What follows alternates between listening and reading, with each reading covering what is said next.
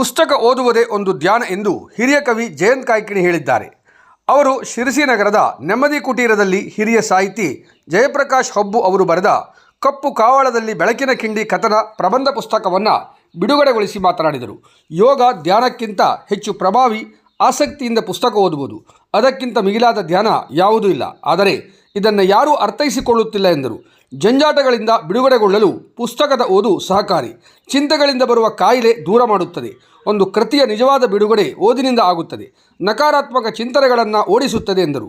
ವೇದಿಕೆಯಲ್ಲಿ ಹಿರಿಯ ಪತ್ರಕರ್ತ ಅಶೋಕ್ ಹಾಸ್ಯಗಾರ್, ಲೇಖಕ ಮೋಹನ್ ಹಬ್ಬು, ವಿಶ್ರಾಂತ ಪ್ರಾಚಾರ್ಯ RS ಹಬ್ಬು, ಮಕ್ಕಳ ಕಥೆಗಾರ ತಮ್ಮಣ್ಣ ಬೀಗಾರ್, ಚಿಂತಕ ಡಾಕ್ಟರ್ GA ಹೆಗಡೆ ಸೋಂದ, ಅಂಕಣಕಾರ DS ನಾಯ್ಕ್, ರಂಗಧಾಮದ VP ಹೆಗಡೆ ವೈಶಾಲಿ, RN ಹೆಗಡೆ ಬಂಡಿ, ಹಿರಿಯ ಪತ್ರಕರ್ತ ಜಯರಾಮ್ ಹೆಗಡೆ, ಸಾಹಿತಿ ವಾಸುದೇವ್ ಶಾನ್ಭಾಗ್ ಮುಂತಾದವರು ಉಪಸ್ಥಿತರಿದ್ದರು.